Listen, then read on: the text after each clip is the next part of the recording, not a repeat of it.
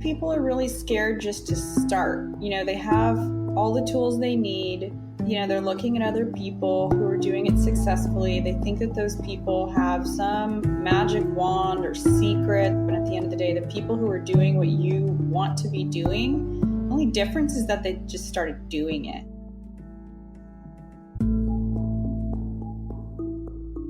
From To Be Magnetic, this is the Expanded Podcast with your host, Lacy Phillips.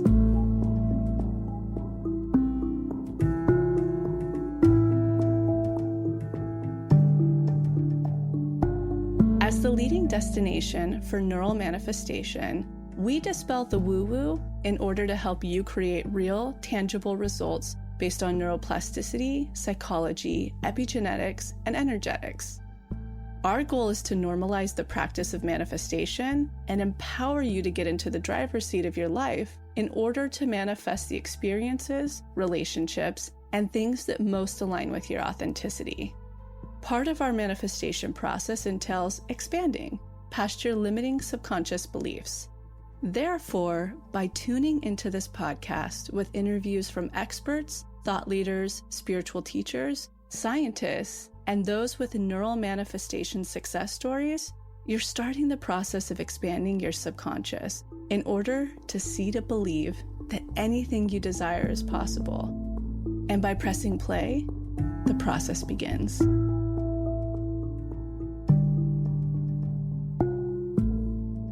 Hey everyone, this is Heather, one of the TBM coaches, and I'm here to share my magnetic story from one of my clients. I'm so happy and so proud to share that after 2 sessions of working together and also her diligently doing this work, she was able to call in her dream job with more money and better benefits using the Shadow Workshop. So in our sessions together, we really dug into her career and why was it that she was basically staying in a career that made her feel so small. We discovered that one of her shadows was the feeling of being needed. She wanted to feel like she had an integral part in the company. So she chose small companies in particular, so her role was always crucial. But by staying in these really small companies, it was keeping her small. By her being needed, she would not be discarded. And this idea of being discarded was something that stemmed from childhood. So by not dealing with this shadow, she realized that she was recreating these patterns over and over again in work. And the more that she made herself available with no boundaries of any kind, the more that she would not be discarded, right? She wouldn't be abandoned. And so after we dug in and when we started to talk about what did she actually want? What was the career she was looking for? And it was going to a bigger company. It was up leveling and getting out of what she knew. Many tests came through, especially around emotional or situational triggers. She was tested and her boss offered her a lifeline because she got acquired to stay at a different company. And she finally realized after a couple sessions and digging in deeper that her needs were not being met and she was ready to up level. She was ready to give up this idea of feeling needed for validation and for worth. So she ended up leaving. And of course, she was applying to different jobs and it was crickets, right? She was going through the magic dark. But we kept focusing on her vital needs, her authentic code. She was really doing really great around raising her energy, making sure that her energy and her actions were aligned, doing a lot of shadow, a lot of reinforcing and journaling. And then she was contacted by a company where she had actually forgotten that she had applied to this job. And the interview process was rigorous. It went on for quite some time. She wanted a higher salary and better benefits and some flex time. And she actually had to negotiate. And she did not back down for what she wanted. And when she got the job offer and it was lower than what she wanted, she countered again.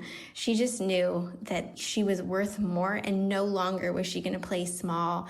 And they gave her exactly what she wanted and she accepted the job.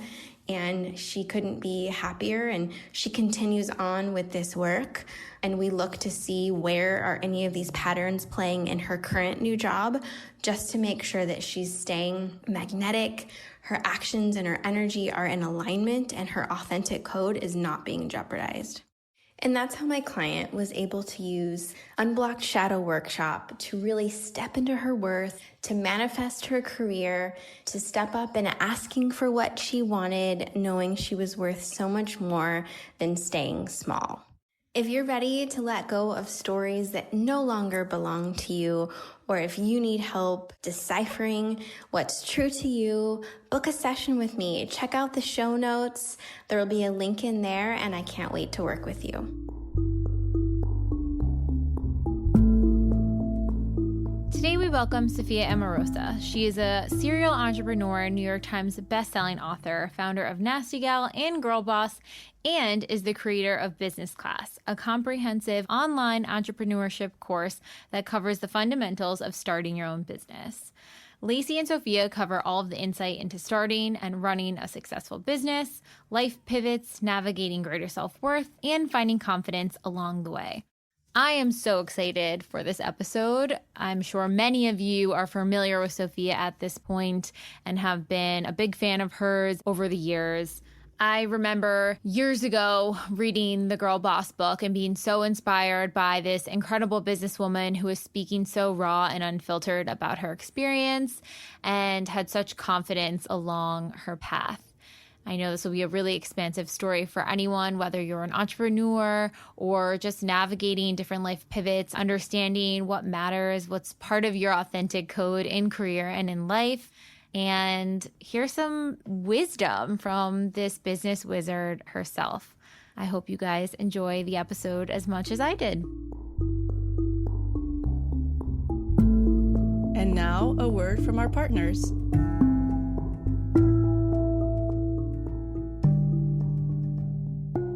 So when we made the decision to bring on partners to partner with on this podcast to take it to the next level so that we could bring on even greater experts than we have recently, one of the main ones we've been talking about lately that I personally have been mentioning for the last 2 years is Blue Blocks, the blue and green light blocking company.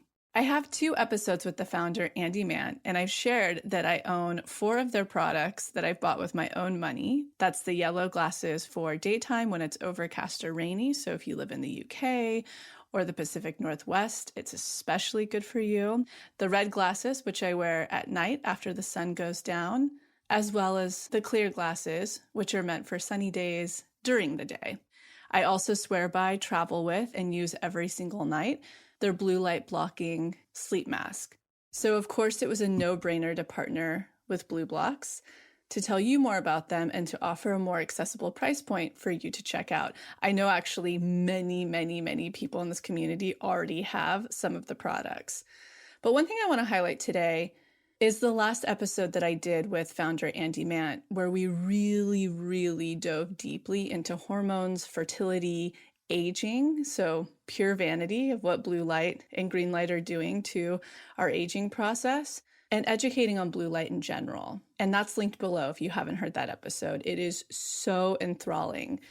But for perspective, just one thing that I want to bring to your attention is how blue light's affecting you in general. And one of the major ways that nobody is really aware of is that blue light and green light are emitting from most of the devices that you're using daily.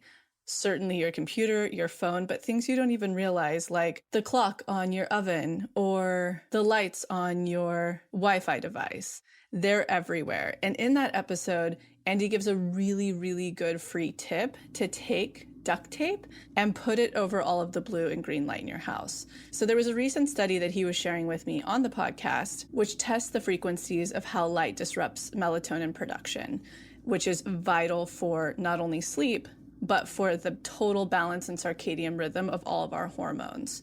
And the authors found a very distinct band of light that suppresses melatonin that's 400 nm to 550 nm. This is 100% of blue light. Green light runs from 500 to 570 nm. And the study showed that blocking 100% of green light up to 550 nm is always required for optimal melatonin secretion. So if you're somebody who suffers from any type of sleep troubles whatsoever, hormone issues, and you're noticing rapid aging, blue light blocking is vital for you. It certainly has been for me, who has dealt with fertility and hormone disruption now for years. So if you're not familiar with the ways that you can go ahead and mitigate this in our world where literally we're surrounded by blue and green light, especially in the evenings, may it be light pollution outside, street lights, in your car, even the screens in our car are affecting us. You're definitely going to want to tune in to Blue Blocks and their array of products. They've really thought of everything so far that we can do to mitigate this light, and they're the only brand that's 100% backed by science. So if you want to learn more about Blue Blocks, go ahead and check the link below. Listen to that episode. It'll blow your mind. You'll notice your sleep transforming immediately, just starting with the glasses.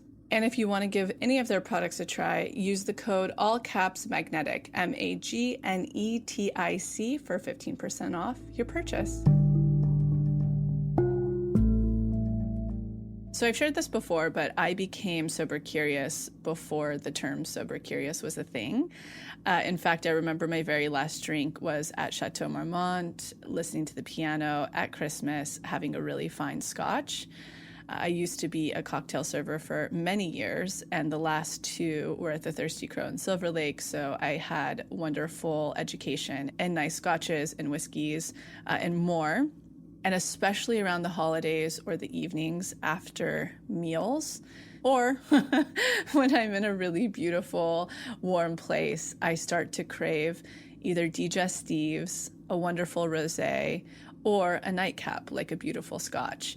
And so for me personally, I thought that that was kind of all done with when I stopped drinking. Again, I did it for health reasons. It wasn't so much about not drinking, but that my body couldn't really withstand it anymore. And it wasn't until my birthday of last year that I discovered Kin Euphorics. I bought a bottle of it and I had my friend create a mocktail for my birthday party, who was a bartender for many years. And because it was a rainy day and we had a fire going, it was the perfect alternative to that fine scotch I would have during the holidays or in the evenings. Everybody loved it and enjoyed it. And so what I love about Kin is they have a few different products, one of which is called Dream Light. And it, like all of their products, has adaptogens, nootropics, and botanics. And this one in particular is the perfect digestif or nightcap because it has reishi mushroom, which taps into consciousness, calming, it reduces cortisol, while the passion flower in it relieves restlessness. And if you consume it consecutively, it's been shown to support sleep cycles. And the nootropics in it is 0.25 milligrams of melatonin, which signals the brain to ease into a state of rest without knocking us out. It also has the precursor to GABA, which produces ease to the mind. Tryptophan supports serotonin levels to relax the body. Think turkey after Thanksgiving. And then this is my favorite part of all, which plays into holidays and evenings especially, is the botanics in it are oak, clove, ginger, and cinnamon, which are the perfect digestion supports and gives that really earthy, beautiful taste that you could get with a scotch. So if you're somebody who's sober curious, you're sober, or you're just looking for a wonderful nightcap that mimics having a drink without any of the side effects and in fact has health benefits and calm, rest, relaxation support, Kin's Dream Light is your perfect product to turn to. Go ahead and use the code MAGNETIC15, all caps, that's MAGNETIC 15 to receive 15% off your purchase. Again, that's magnetic, all caps, 15 to receive 15% off your purchase. All right, on to the episode.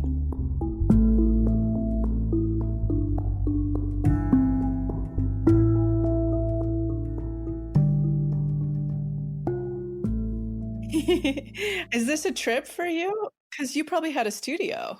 Yeah, we had a studio at our offices. I didn't do my podcast very remotely. So what do you think of work and everything, like being remote? I love it now. I love it. I loved my team and I loved going into my office. We had a great spot in Silver Lake, but I'm pretty productive from home. Things are just less crazy. Like I've been able to have a bit of a lifestyle that I wasn't able to before COVID, which I'm very lucky to have, but I'm really flexing it. Like I'm really taking advantage of it. I'm right there with you. Yeah, everything in my life, I basically do everything from bed now, and I'm in my third trimester, so it's Oh, really, wow. really aligned well for Yeah, me. that must be nice. Where are you? So I have a place, we do it as sort of a retreat through the company, but it's up outside of Yosemite in my hometown. And I'm up here, which is amazing. It just feels so nice to be away. But last night we had these crazy 100-mile-per-hour winds that it literally looks like Kansas outside after the tornado in Wizard of Oz. Like my trash cans are everywhere. It's crazy out here. That's crazy. Wait, so for a retreat, is there like tax benefits? Yeah, Like, no, this is a great question to kick off with. So at first I did it because I'm like, my partner and I have been together for 6 years now, and he already owned a home in Echo Park, and we knew at some point we wanted to buy in Topanga. But I was like, as a woman, it's really important for me to buy on my own. I'm an Aquarius, so it's like, I'm so independent. I'm like, I want my own thing. And so I think it was 2018. I was like, I'm going to buy up here because it's literally the gateway to Yosemite. And then I'll share it with the community. And at the time, I needed tax shelter. So to me, it wasn't the best tax shelter, because it's like, it's just not, it's all depreciables. But to me, it seemed like it was the most fun tax shelter I could go with that also served everybody in the community and myself. And it's been, really great. And now I sneak up here, especially COVID, we can't even rent it. So I've been up here a ton because once I have the baby, I'm stuck in LA for a little bit. It's just a fun way to have something that I love and can share. And I'm very Capricorn moon where I'm always strategizing what's going to be the best plan here. And then how can I use everything to my advantage, which you probably do as well. totally, yeah. I'm in escrow on a place in Kauai right now, kind of the same thing. And Wow. yeah, I'm really excited. It's on the North Shore, not far from like Honolulu. Oh, wow. And yeah, I'm good. I guess I'm allowed to write off the percentage of it that I use for business. So great, yeah. And what's your plan with it? I mean, we're just going to live there part-time. You have to like actually Airbnb stuff there. You have to have like a license, and they're not giving away anymore. Everything kind of got grandfathered in. So I can do it just kind of like under the table. And I'm sure I could still, I don't know how that works, but it's not going to be like a rental. Right. I'm also just, it's like, I don't want other people using my stuff. Like, honestly, and I say this, I know a lot of people listening to this podcast have stayed here, but every single time I come up here, I'm like, do I close this down to just be for me? It's like when the Smeg freezer has a hole in it now and is broken and the handles are, it's like constant stuff. And I'm a perfectionist in my aesthetic that it fucks me up every time. Totally. Yeah. And just like energetically, it's like, it's similar to renting. I mean, your place is beautiful. I've seen pictures of it, but like, when I rent other places, it's like a crap plastic spatula or something. And, half the reason, like, it's like, I wouldn't want my people to rent my nice stuff. So yeah. Like, if I'm going to have crap stuff, I might as well just rent someone else's place. So this is really just like, I want to keep some clothes there. I want to have my Vitamix there, all that kind of stuff. But yeah, that's expensive, and I'll do some work out of there, but I don't think there's going to be a huge tax benefit. Yeah, no, even this year, like our land on Topanga, because of COVID, we were kind of thinking, it was so funny doing our Q1 meeting as a team at the top of the year. We're like, we're going to get a space this year. We're going to do all this stuff. And then thank God we didn't. I've been talking to him about building some sheds on the property to be like the recording studio for this. Cause when there's a baby, it's like, I can't keep doing this in the house with crying and stuff. So, and I have a tax lawyer too. So we often have this conversation. I'm like, but what if I do this? And he's like, no. So, yeah. Usually you just pay them to tell you, don't do that. Don't spend that. And pay 50% of everything to California. That's what they tell me. Well, the first question we always ask everybody is, what's your, if you know, sun, moon, rising? Oh gosh, I have that Time Passages app, and it tells me. I don't know if you've seen that. It's not cute, but it's pretty comprehensive. I have Taurus sun, Capricorn moon, and Gemini rising. Oh, great. I'm a Cap moon too. I don't know what any of it means really. I know Taurus generally. I don't know like I don't know the other ones. I want to. It's a lot to remember. It is. So what does that all mean? Well, the cat moon makes a lot of sense for you. Well, I'm going to explain this further actually a little bit in a minute, but our backgrounds might be sort of similar as well. Where did you grow up? I was born in San Diego, lived there till I was like 7, and then we moved to Sacramento. Right. So I grew up between Modesto and up here, like lower middle class. That I think we're probably pretty similar in all of that. Central Valley. Yeah. Yes. Did you go to college? No. Me I took neither. some photo course classes at the San Francisco City College and just learned photography, but I didn't really do general ed stuff. And then I just started this eBay store when I was 22, and I got an education that I never anticipated after that. Very quickly. So I'm very similar, did a tiny bit of JC and was like, this isn't for me. And I'm going to have to pay for it myself. So I don't need all of this debt because I have no idea what I want to do. But that cap moon, getting back to it. So, and the astrologers listening are probably going to be like, she's really going to butcher this. But I identify with it a lot, especially whatever house it lands in. It's really where all of my business comes from and my groundedness in business, like logic, where a lot of people I feel like can get ungrounded or they can make really crazy decisions and stuff. But that cat moon keeps us like trailing away, having ideas, building a business, that masculine energy combined with our feminine. So I imagine we probably have a lot of similarity there. Yeah, sounds like it. Okay, well, good for everybody to know that. We got into your background a little bit, but yeah, go ahead and give us just a tiny bigger overview because most people listening will know your journey, I'm sure.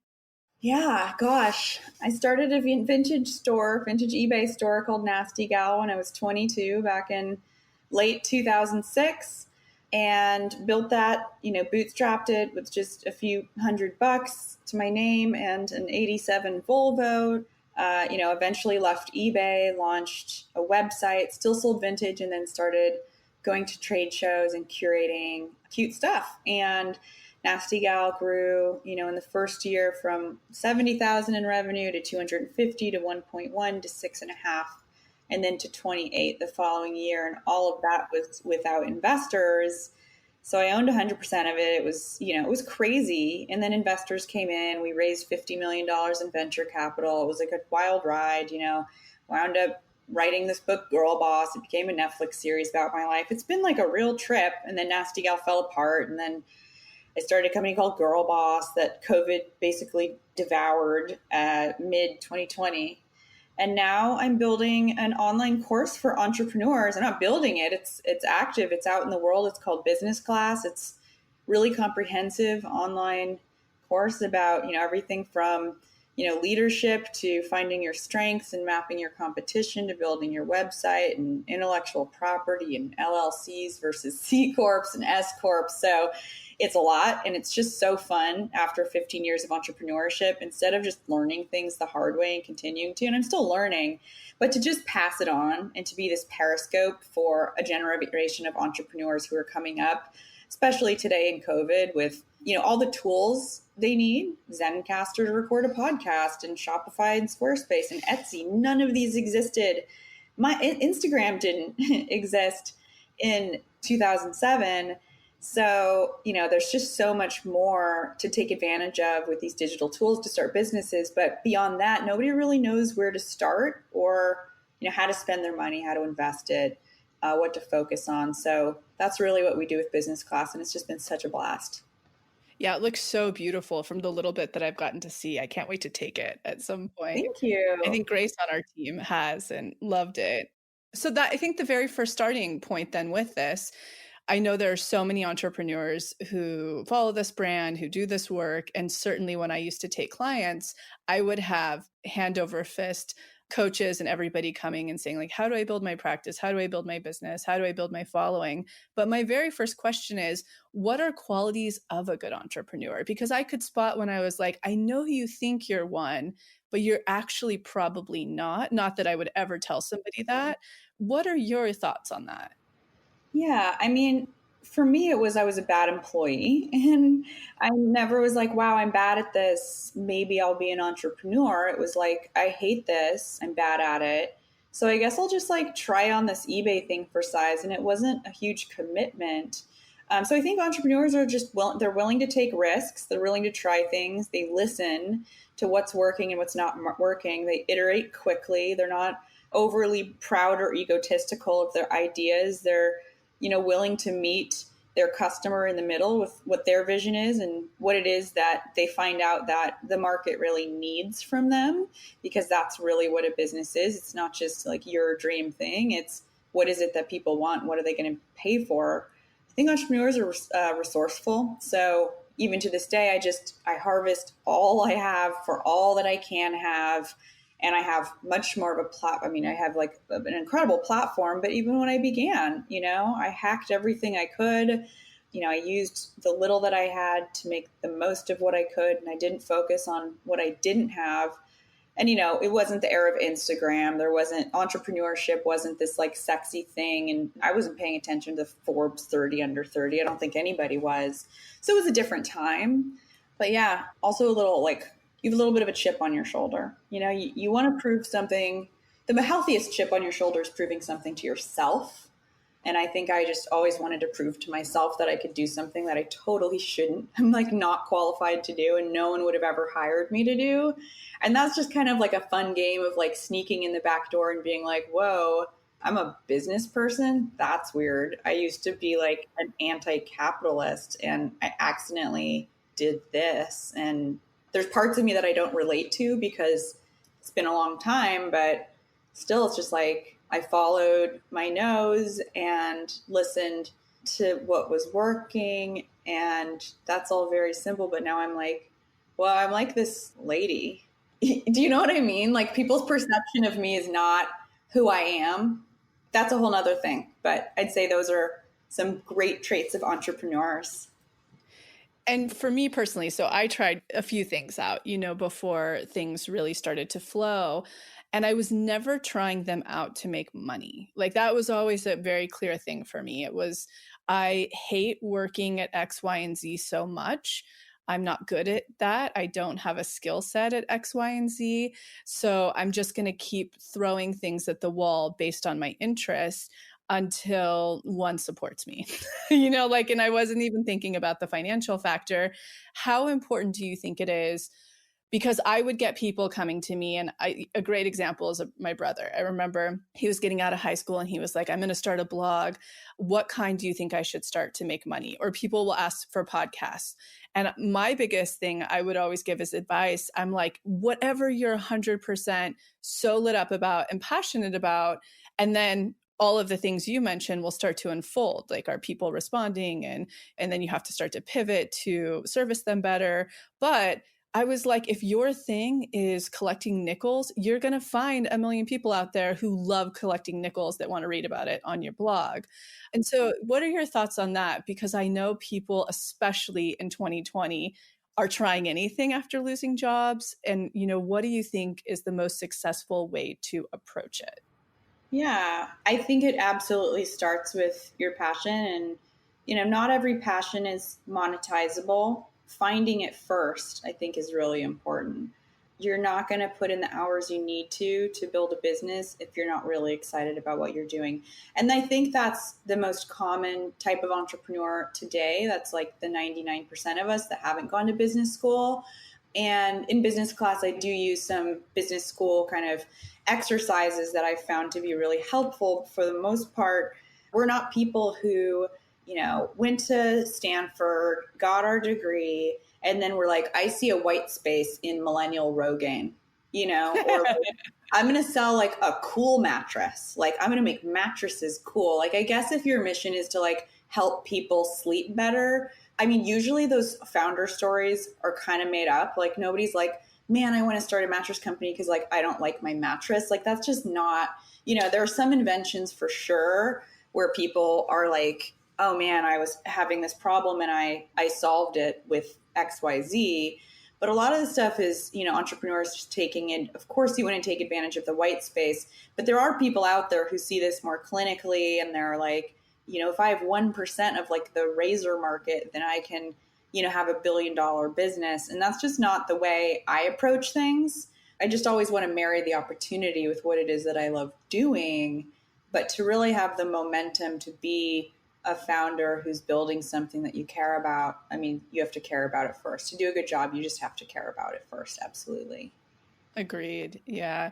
And, I do read those stories as well. And I feel like half the time I'm reading them, they're like, before this, I sold yada, yada, yada for so much money. It's like they already have a jump start, especially if they're in like the tech space and stuff like that. It always seems like they really kind of worked out their business school somewhere else before, and it happened to be kind of passion oriented.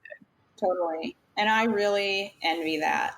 As like different as it is, there's so many mistakes I wouldn't have made had I even had a job in an office before my name was on the lease of one. Same. Yeah. I know. And let's talk about that a little bit, because you're such a great example. And I think you're in such a good space about it, of learning through your mistakes, right? Like you're so open about it. You've had a lot of stuff you probably wish that you would have done differently. I pioneered it. You totally. And I mean, like in real time, publicly. Let's Yeah. talk about that for people who are like, wow, I have failed at things when I've tried it before, or I'm currently going through that now. That's how it works, right? I mean, if you want to live a life that is predictable, you probably shouldn't be an entrepreneur. There's always going to be ups and downs. And as hard as it's been for me to experience criticism, being the poster child of entrepreneurship and on the cover of Forbes magazine and New York Times bestselling author, then being kind of crucified for not being the kind of boss that I didn't know I was supposed to be, building a company culture with like hundreds of people, hiring 100 people in a year. And like, of course, I just don't know how to make that a great place to work. So, publicly being criticized for the places where I stumbled was really, really challenging. At the same time, I'm not someone who looks at, and a lot of it was bullshit. A lot of it was, assumptions people had about me, but I still listen. There's some truth to take from every criticism that you get. And as hard as that is to kind of appreciate, whether it's failure or criticism, even if it doesn't feel constructive, there's a way to extract something constructive from it. But that means listening to it and facing it and weeding through the stuff that, maybe isn't something to learn from, that just hurts. And I think it's really cool to get on a stage and be like, I don't give a shit about anything. I'm so confident, and people cheer and they're like, yeah. And it's just like, that's crazy. If you're not listening, if you are just tuning out any kind of feedback that you have in the world because you're so overconfident, how can you learn? So I don't buy into that as much as people want me to be that person, I think, who's like, I don't listen to my haters. And it's like, no, I don't have like haters, but there's an opportunity to learn from everything and everyone that comes into your orbit. Agreed. I love that. And for you, I mean, I definitely imagine that you cover this in business class, but when it does come to company culture, or let's say people are even at that spot with employees, I mean, well, actually, this is, I think, a better preliminary question. When do you know it's time to get employees and to build your company that way? I mean, I think it's when you are too busy to do the work yourself. I think you should do as much as you can yourself in the beginning. And, what I teach is profitable bootstrap business. I've done the thing where I have venture capitalists. They don't want to do it again, at least, or this time for the indefinite future. I love being in the space that you and I are in, and kind of the educational world. I already love what you are saying, and I'm like, I want to take it deeper. I also believe in that. PS, the bootstrap model, because it's all that I know and it's all I've ever known, not having any business background prior to anything I'm doing. But even when I remember I was working, because I've had a job since I was 14, often multiple. And I remember working at this little pizza place in high school. And I was always like, let's fix this up and make it better. But my boyfriend can do the construction. It was always bootstrappy. And the same thing when I started this brand, it was like the very basic Squarespace for free. Like everything was free. So I think that's amazing. But I do think the VC conversation or raising is interesting because we've been, broached, and I have and I apologize because who knows if this will ever change, but I talk about this a lot with the team. I personally don't have interest in that, especially at this point, because I know what can come with that. It's like this person has to go, this person has to go, this person has to go, bring in C-level. You just lose, I'm imagining, a lot of control and a lot of the things that I actually like about what we do. What are your thoughts on that, having gone through, I think, a tumultuous journey? Yeah. It was quite the experience going from, an early team that felt, like a family to investors coming in and plowing $50 million into the business and saying like, yeah, go hire C-level executives and, a COO and a CFO and rent a huge fulfillment center and, invest your money, hire 100 people in a year. It just really changes things because you have a business that's profitable and growing. Any growth is like, wow, this is beyond my wildest dreams. And then, these guys come in and they're like, your company's worth $1 bazillion. We want you to be the next Dropbox or whatever they thought was possible, Zappos or something, Amazon. And it's just, in retail, that's not very possible. If you've already bootstrapped a business that's pretty large, investors can come in and they can help guide you to eventually build the business or IPO or sell your company, but you have to want to do that. And the day-to-day of that kind of work is really different. Also, you become an employee of your company. You have equity in your company, but you have a salary. And I know that, with the business that I'm building now with Business Class, I own 100% of it. If it does well, like that's my paycheck. When you have investors, you don't just take distributions. You don't just, you can have a salary. It's not going to be huge. It's just very different. You're building something called enterprise value, which is instead of course, you want to build revenue for the business, but there are companies that have absolutely zero revenue that have quote unquote enterprise value, which is the value of the company itself. And so when you have venture capitalists, investors behind you, they're looking at, okay, this thing is worth X money, and revenue is important. Profitability kind of goes out the door, and the focus isn't on, it's just so different. And I think you're really smart in not taking venture capital. I think it can be very sexy. If you have a sizable business, you can take money off the table and they'll hand you $5 million or 10 million or whatever it is. Sometimes if like your business is already a decent size, 8, 10 million, whatever, 15 million. But it feels kind of short-sighted because you're signing up for something long-term that maybe isn't worth that, as crazy as that is to say. And if you, like you have, keep building your business and owning it, eventually you can collect that $1 million or $5 million or whatever it is and have fun and keep your team small and not have to go through all the mechanics of the ways that sustainable growth that is demanded of you by investors. I think that's a really great explanation, and that's where all of our hearts lie right now within the brand anytime this conversation comes up. And correct me if I'm wrong, but due to different circumstances, have you fully gotten to exit a company and sell, invest yet? Or did you get so close with Nasty Gal and then things didn't work out that way? I mean, I guess when investors came in 2012, I owned 100% of the company. And then after they put $50 million in, I still own 80% of it. I sold part of it. So some of that money went into my bank account. Most of it went into the company. And that was pretty game changing for me. They didn't acquire the business. They took a minority investment, but that was still a big game changer. And that's kind of what I was just talking about. And what was I saying? Yeah, I love that. I'm usually the person saying that because I'm in my third trimester. So it's always like, does my brain even work anymore? Oh my God.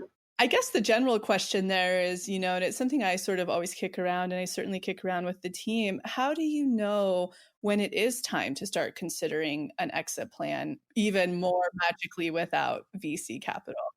Well, there's an urban clothing retailer that when I owned 80% of the business offered over 400 million for Nasty Gal, my investor said to ask for more, and the whole thing just kind of fell apart, and that would have been insane. I don't know what my life would look like right now, and I'm happy with my life. That was an opportunity that was really missed. I think, they wanted us to continue to grow, and they wanted us to be like $1 billion business before someone acquired us, or maybe we go public at some point. With my second business, Girl Boss, I did sell the company at the end of 2019 to someone who was actually an investor in the company and a friend of mine.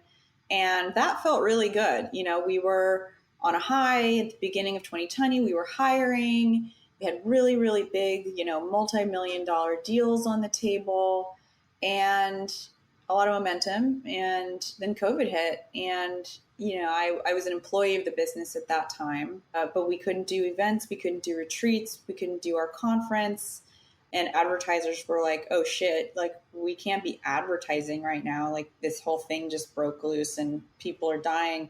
So I moved on at the middle of 2020, but it felt really good to sell the company. But what I'm building now, I just don't want to do that. I feel like business class is my legacy and I want to keep it manageable. I don't want to sign up for too many things. If that means saying no to opportunities, awesome. But it's affording me a kind of lifestyle, long term that would be different if I had investors, or even probably if I sold this company as well. Mm-hmm. I think it's just so good for people to hear. And I know probably many people listening might be at an early entrepreneurial stage, but kind of seeing a forecast, with success and hearing the true pros and cons and the realness, based on what your own personal happiness and goals are.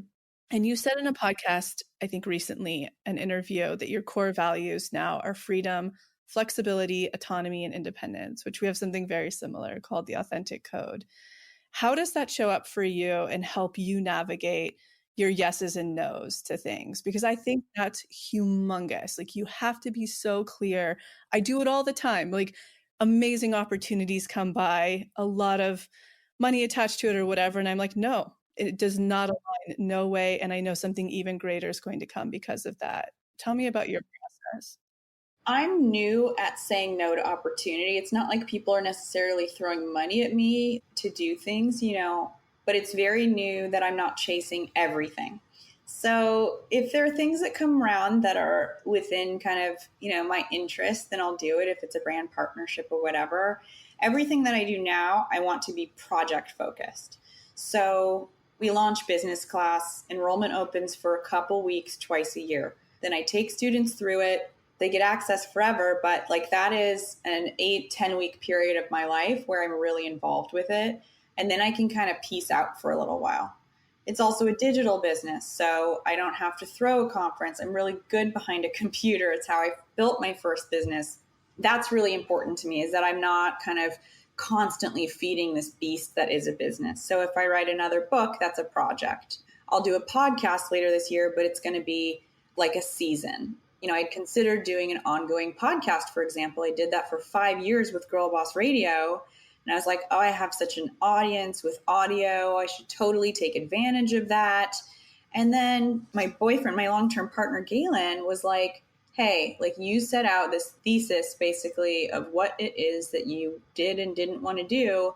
And while this is an opportunity for, driving, engagement and possibly revenue with the podcast, you don't want to be doing that every week. I've done it every week for 5 years. And eventually I kind of resented it because I was like, ugh, I have to do this every week. I don't want to be subscribed to my own life. And that means saying no to opportunities. Like, yeah, I could have a huge podcast audience. Girl Boss Radio had 20 million downloads. But you know what? Like, I want to be able to go write a book in the summer and not like switch gears all the time, because I know what that's been like. And even if that means I have less people following me or less people aware of what it is that I'm doing, or I make less money or sell less courses as a result of it, it's worth it to me.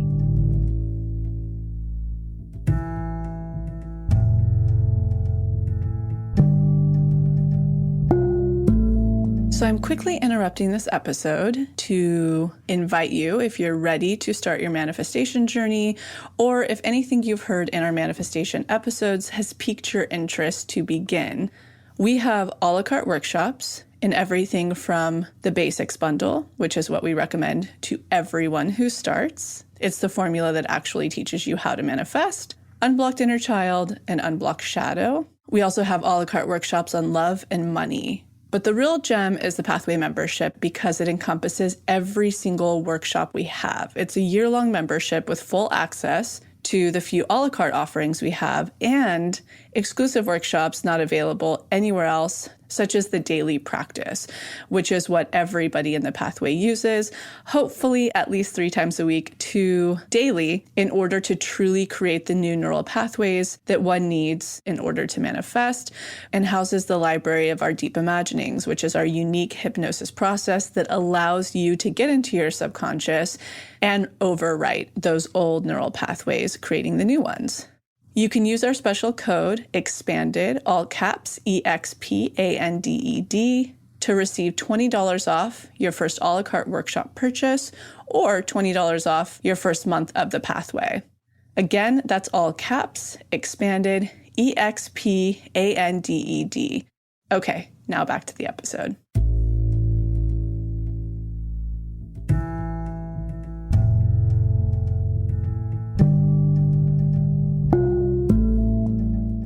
And I know when we're first starting out businesses and stuff, there's so much hustle. I mean, I remember when I first started, it was like 14 to 16 hour days, so you're not even thinking about this stuff. I do know since the very beginning, just because of the energetics of manifestation, no has always been the strongest, most powerful word for me, but it's always no in alignment with where I'm at and what I'm wanting. And so I love hearing that from you.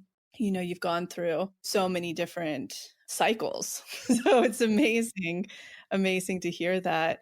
And my other question would be, what constitutes that you've learned so far? Because obviously through both experience, as well as I think, you research and read a lot. So I've seen in IG lives and stuff, a lot of business books and leadership books.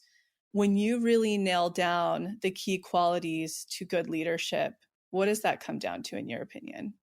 That's a great question. That's something I learned the hard way, building, a not so great culture, not knowing any better at Nasty Gal, and then, reading the Glassdoor reviews and being like, oh shit, okay, how do I do this better next time? And when I founded Girl Boss, it was, I really wanted to prove to myself that I wasn't just doomed to be a bad leader. I didn't know any better with Nasty Gal, even though it was my responsibility to know better. I was just, I was in my early 20s, had no idea what I was doing. And so with Girl Boss, I instituted kind of like ways of building empathy among the team from day one. So on Mondays, we had our Girl Boss moment. So we had a stand-up meeting every Monday morning it was like half an hour, and it was just like popcorn going around, like, what was your most recent Girl Boss moment? And so that way, the team cross-functionally, people who may not necessarily sit next to each other or be collaborating all the time are able to hear about what those people's lives are, what's really going on in their lives, and develop an understanding and see them as a human and not just, some other person that's doing something different in the company. And we also did that with something called donut meetings, which is so weird, but there's a little app that you can install in Slack called Donut. And, of course, like pre-COVID, we were mostly in the same place. We had a few people in New York and someone in Chicago. But Donut was this little app that each week would randomly put you in a little Slack chat with one other person on the team to say like, hey, it's time for your donut meeting. And that week, you like walked to coffee with them for 20 minutes and you did not talk about work. So you really kind of got to know people at random on a different level. Also, we had a lot of transparency. So at the very end, COVID ate the business. We did layoffs. When that happened at Nasty Gal, people see it coming. They're like, okay, we're not hitting our numbers. They feel it. People aren't stupid. And when people ask, like, are there going to be layoffs? Selfishly, of course, you don't want people to leave. So if they're going to be laid off, they'll just go look for other jobs or they'll quit. And it's like, oh my God, if there's an exodus, then it's even worse. We can't run the company. So selfishly, we're like, no. And then, of course, layoffs hit and people get really pissed. With Girl Boss at the very end, we told these guys, like, if we don't hit these numbers, this is what happens in a business. We can't afford to do XYZ, or like we will have to spend less because we will have less. And that's all just like they almost got an education in business and how to run a responsible business, even though, they became the collateral, and they were really grateful for that. So, in the last day at Girl Boss, I had multiple employees emailing me, thanking me for their experience. And they had a heads up that they were going to be laid off, and it wasn't shocking. And so it was a very kind of graceful dismount, and being transparent with people, about the ups and downs of your business, I think is really important because you're treating them, like adults and like owners in the business, which, everybody wants to, they don't want to feel like they're a cog in the machine. They want to feel like they're a real player. Yeah. And I totally think that's so important as well, especially with the directors at the company. We're always very transparent where we're at when, and I love that. What other things have you learned that have been very successful with company culture? Because that's a big thing for me. That's always, I'm a very codependent boss. PS, that's something I'm always trying to work on. And I see myself shoulder to shoulder with everybody. I don't see myself as, like a hierarchy system. And so I'm always thinking of like trips we can take, or this year, kind of taking 3 apps where it's like a housekeeper, a dog walker, or, having somebody come over to massage whenever that's a possibility, and just kind of creating some culture because we are remote. We always have been. We were actually really prepared for this. But what about things like that? Like to really make it an environment that people really want to be a part of, even if it's not the huge tech company and the crazy salaries or whatever, but the overcompensation of a beautiful culture, a really tight family team. Yeah, what that comes down to is acknowledgement. So what you're talking about is acknowledging people's hard work, that you see them, and you can do that in a meeting and a touch base with them and tell them. But you can also do things, my love language is like, one of them is like gifts. I give gifts to other people, even if their love language isn't gifts, and they're like, cool, thanks. Same. My fiance is not, and he's always like, okay, thanks. I know. He's like, thanks for this shirt. I don't care about shirts. And I'm like, I like you in this shirt. You're welcome. But I think it starts with acknowledging people for their work, because you can always slap on, benefits. We did that at Nasty Gal, and it was like, here's some snacks, right? But if people don't feel like they're acknowledged and seen and listened to, like no snack is going to solve that problem. At Girl Boss, because we had a good culture, we worked in an office, and this was like radical at the time, but we worked from home on Fridays, like every Friday. And people loved that because they were trusted to, it's not about how long your butt is in a seat. It's just like, get your work done. If you need to do other stuff, or you're going to go take a walk or run an errand, like that's totally fine. We're all adults as long as you get your work done. So, and it seems like you've built a great company giving people that kind of trust and autonomy from the beginning. But ultimately, people want to be acknowledged. People want some sort of flexibility. They want their personal lives to be acknowledged and be allowed to have those. And money is right. There's gifts, but people like want to make money. In my business, I don't give performance bonuses. It's like, if you do a good job, you keep your job. If we make money, we can afford to give you a bonus, and I'll be generous with that. The thing that keeps us in business is revenue. And I can't give out bonuses for being awesome if we don't hit our numbers, right? We shouldn't be, investing money if we're not hitting our numbers. And, with business class, we blew it out of the park, and everybody got bonused at the end of last year. But I do think if somebody doesn't get a bonus and you give them like a treat, whether it's a bonus or, at some point, just acknowledgement. You can do that in conversation, but people love it when you do it financially. And that's how you retain people. People want to see it on all fronts.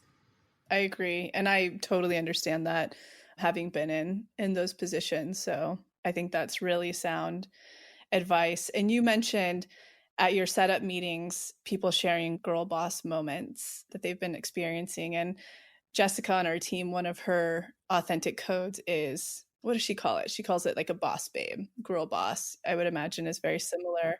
What does that constitute for you, a girl boss? Oh God, it's so funny. It's just like that word. It's like, it's following you.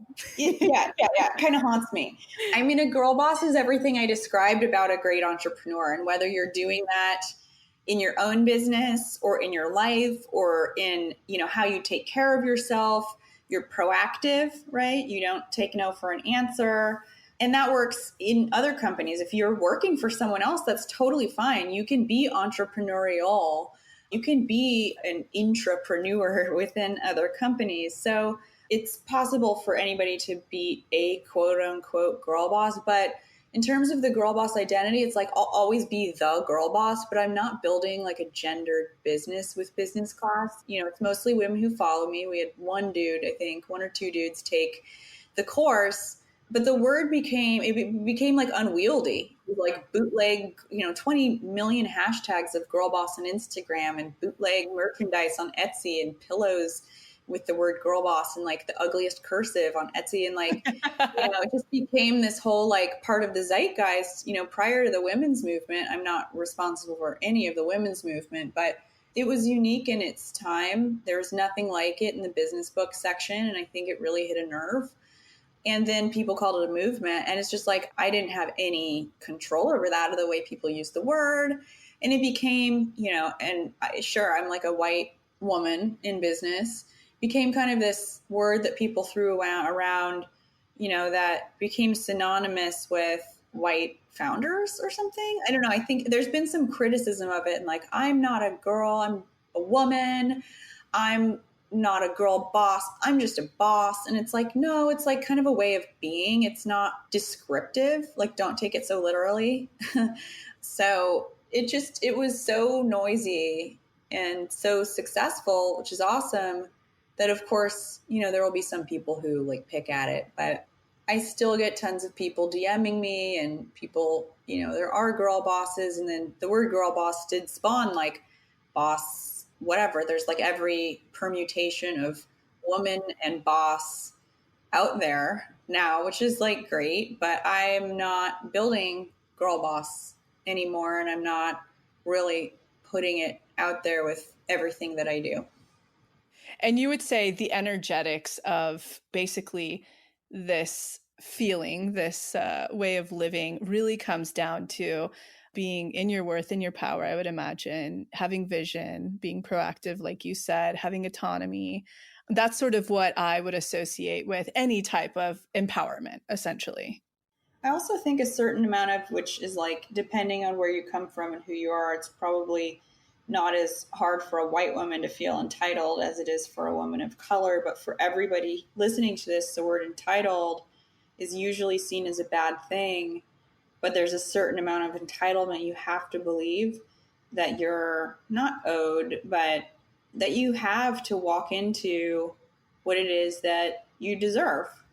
Yeah, the energetic, I call that. I totally agree with you. 100% is deservingness, like knowing your deservingness, no matter what walk of life you come from. Yeah, and that's not an egotistical thing. It's about confidence and kind of visualizing yourself, kind of like throwing out the fishing line to catch what your future can bring to you.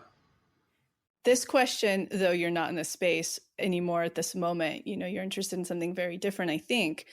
But I'm curious about it because I actually have no desire for it in any capacity. But going from private to public, pros and cons. What do you think about that? Oh, I mean, I've never IPO'd. I personally would never want to be the CEO of a public company. You're at the whim of not just your customers, but also the market and your investors, and you have no control over who those investors are. it just seems like you have many masters, and I want as few masters as possible. And I really want my master to be my community, because that's who I'm really building this for. So, I mean, and the exposure you have and public meetings, it's just expectations, and you're living and dying by your quarterly results. And that just sounds like a complete nightmare. Same. I'm right there with you. Zero interest in it. And the whole like aspects of boards and things like that, all of that is very stressful seeming to me. So I think we're directly on the same page.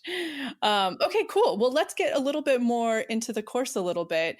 I know that you gave an overview of it, but it sounds like it's for every phase of an entrepreneur, from like the person who has a concept right now, a seed idea, to somebody who's already sort of building a business. Am I right about that?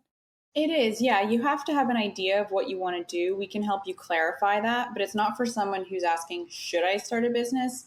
It's for someone who's ready to start a business and has an idea, just wants to clarify it. That's what we do in the first week.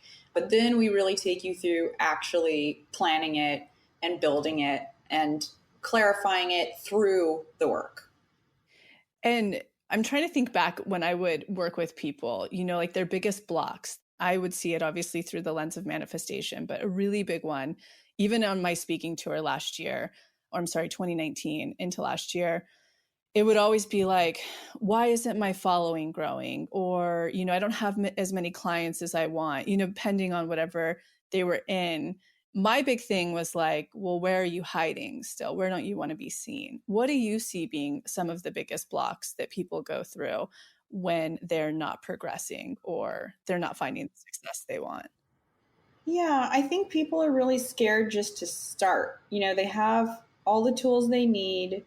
They're looking at other people who are doing it successfully. They think that those people have some magic wand or secret that they don't have. And at the end of the day, the people who are doing what you want to be doing, the only difference is that they just started doing it and then they got better at it. And maybe it sucked in the beginning, but no one's going to pay attention to what your first podcast sounded like.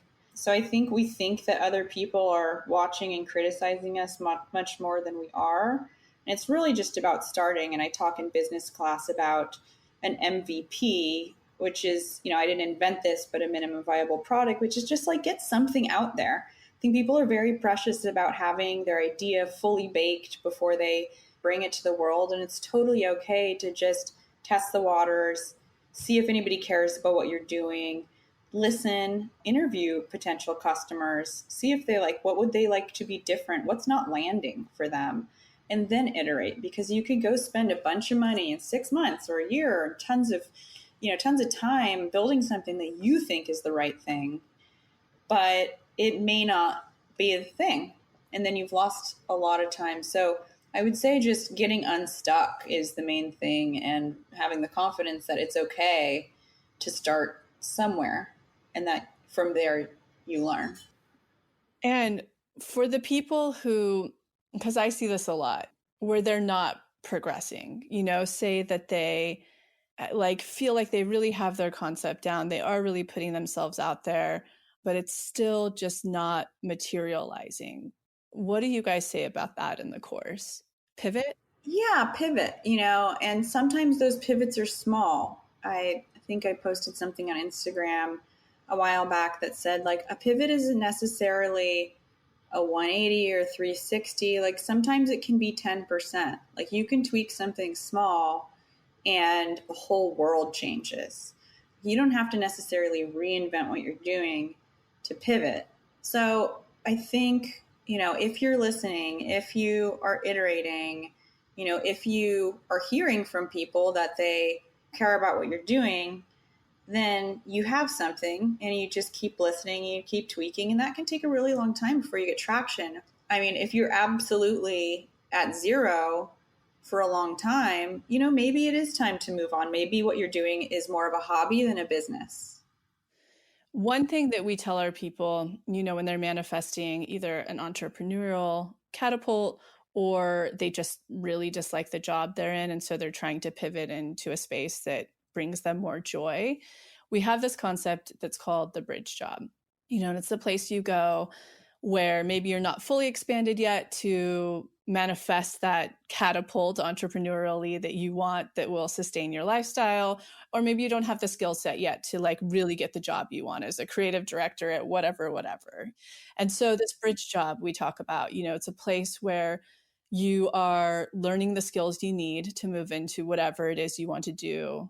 What are your thoughts about how do you know when it's actually better? And again, I know you and I were never really employees for that long, but how do you know the difference of like, I actually have it really good where I'm at. I'm getting a full course in business school. I'm getting to flex everything that lights me up in this and learn and make my mistakes.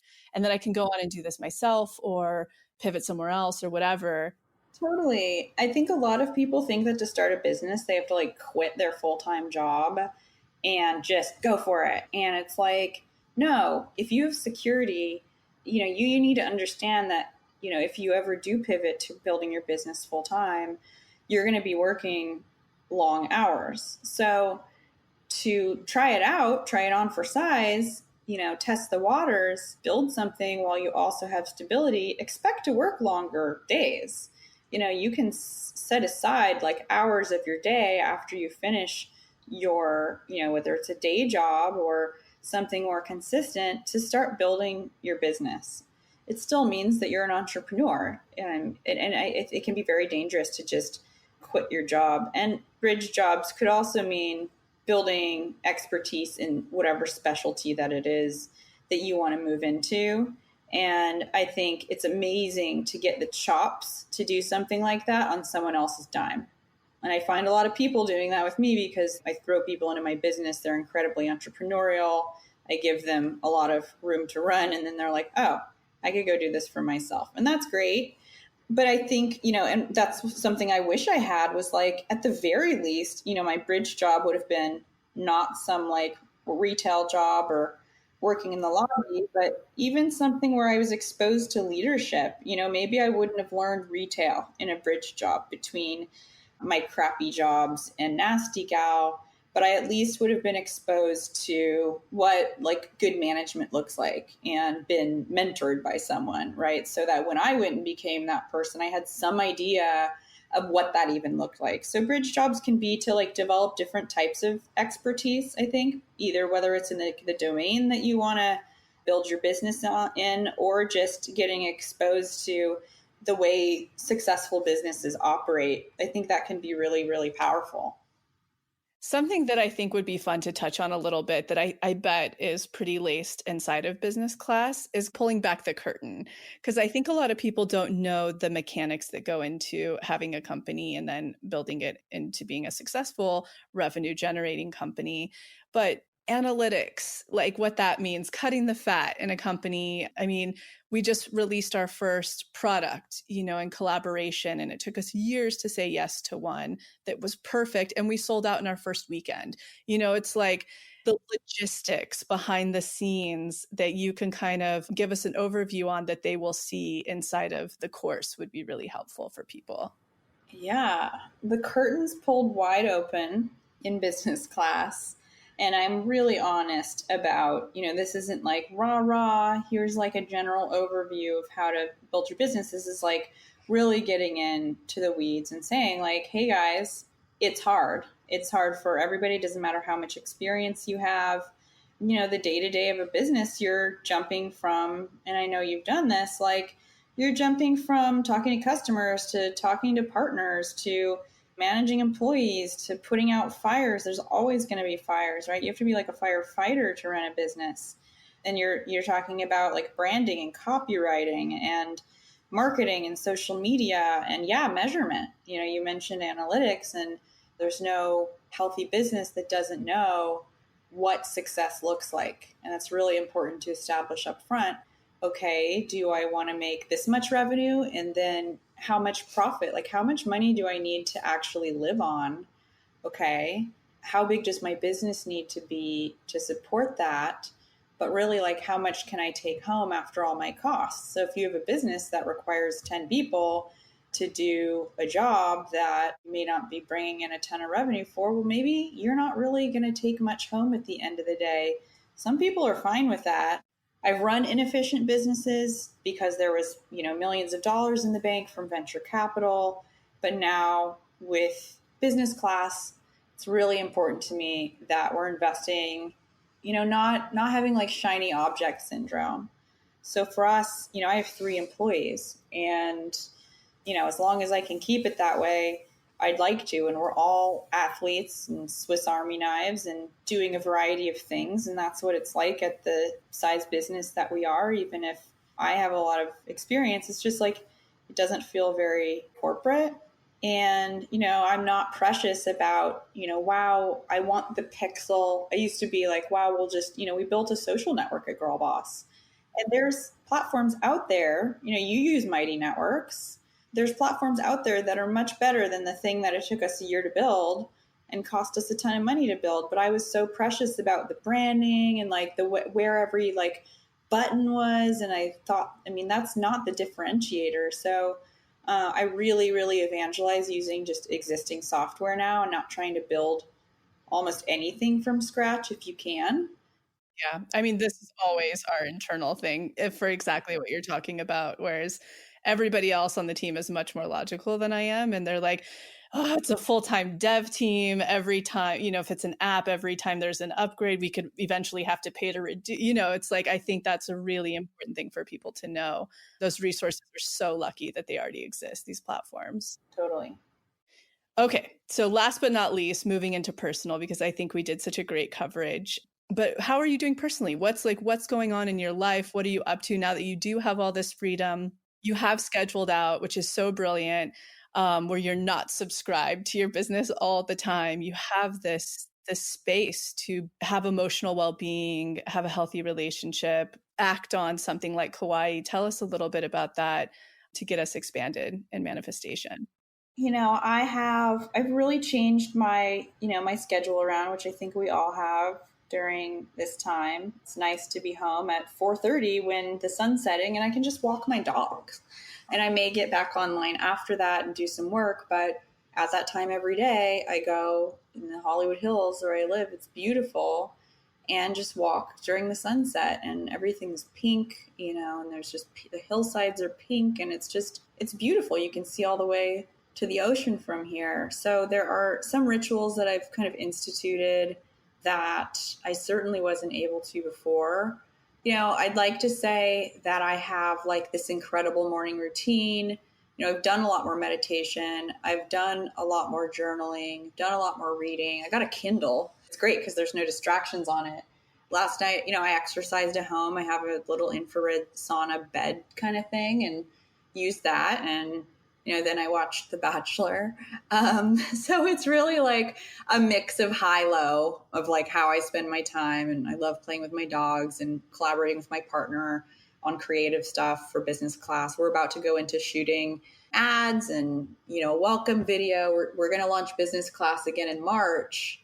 So we have a lot of work to do between now and then. And that's something that I get to collaborate on with him, which is super fun. Personally, I'm great. I feel more freedom than I ever have. And it took me a long time. I feel like I earned it. A lot of people want to start out and have this work-life balance, which is awesome if you can figure that out. I didn't. And so I'm very, very, very, very grateful for that now. And I think you posted, it might have even been yesterday, but it was really great. You were kind of doing a morning routine and then you were like, and to wash it down with Prozac and a mood stabilizer on the side, which I think is so important to be transparent if wherever somebody's at, but just like to really inspire people, that like being yourself, being authentic, it's okay everywhere you're at. Tell us about what routines have really gotten you to this place. I know you just touched on a few, but what keep you emotionally well, mentally well? Some downtime. I think connecting with my family, even if it's over Zoom, just taking a little bit more leisure time, like that part of my day.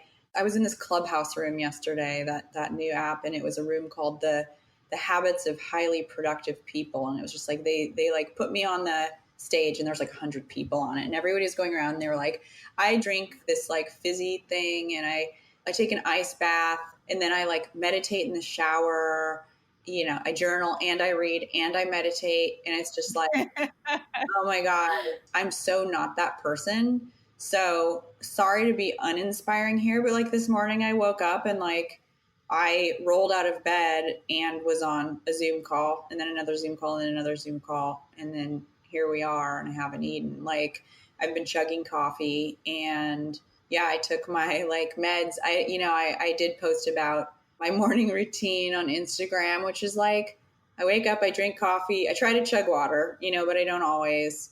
I take my meds hopefully before I start feeling funky. I've struggled with depression and anxiety my whole life. There are definitely other, routes you can take to minimize those. I think I could do a lot better were I to institute a lot of the things that I think you teach, but I haven't, I'm not like a well-rounded adult and nobody like instilled those things in me. So, some mornings are more exemplary than others, but in terms of routine, like I am really lacking routine and I've relied on my business to provide a certain amount of routine for me in my calendar too. And so the most routine I have is with work, which I don't think is necessarily what I want. Mm-hmm. I think it's also really cool the way you just put everything, because it shows many people probably aspire to be where you are and to have accomplished what you've accomplished. And the fact that you are able to shine a different light on how you've done it than the 4-hour work week or the biohacking or the whatever. And I think what's cool there, even though, you share that routine would probably be good for you or that it's something you want to explore, I think it's really cool that you've gotten there being authentic and not feeling like you have to fit a certain mold or whatever. And I beat myself up over it. I beat myself up over it all the time. And it may be the comparison thing. It may be, I know I need to start my day with more mindfulness. And it's something I feel guilty about all the time, especially watching all these people listening to this Clubhouse room or watching people post their morning routines and they're like, here's my checklist, here's my matcha, I journaled 3 things I'm grateful for. It's just like, fuck, like, how long did it even take to make that matcha? Like, I can't even get it to like froth, I mean, what an exhale for so many people who feel that pressure. It's so big in our society. I hope so. Well, tell us how to engage in business class. It sounds like it's opening back up in March. Give us the whole rundown. Yeah, I'm so excited. So this will be our second cohort of students that I'll run through business class. We have a wait list, or we're calling it flying standby right now. So everything is like airline themed. It's so fun.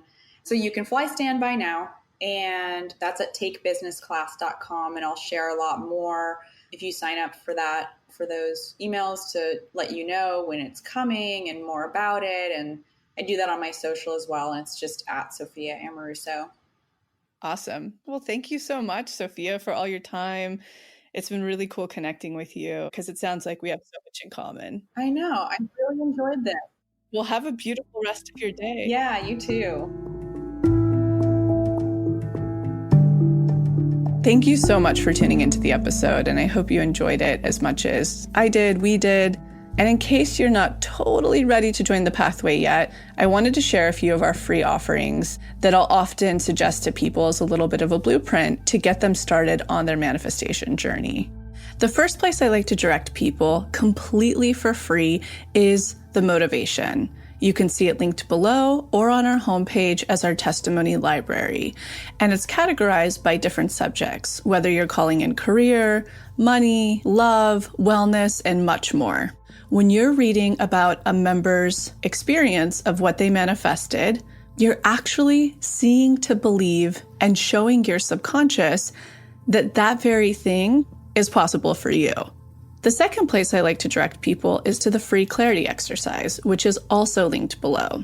In it, you get to try our own unique hypnosis process, learn about the science, and some journaling prompts. And the best part about this, you'll get a tiny taste of what it's like to go into your hypnotic state, bring your subconscious forward, and create new neural pathways while receiving clarity. And the third thing, if you haven't listened to it on this podcast yet, please go back to the episode titled Manifestation 101, where you'll learn the basics of neural manifestation to truly understand this process. So go ahead and check out those free resources, the motivation, the free clarity exercise, and the episode Manifestation 101, all linked below. And in an effort to make sure to have representation in this process series, go ahead and submit any process testimonials you have, especially to our LGBTQ plus community, our BIPOC, as well as the Ys, which is anyone in the community who is 45 and over. All right, we'll be back next week.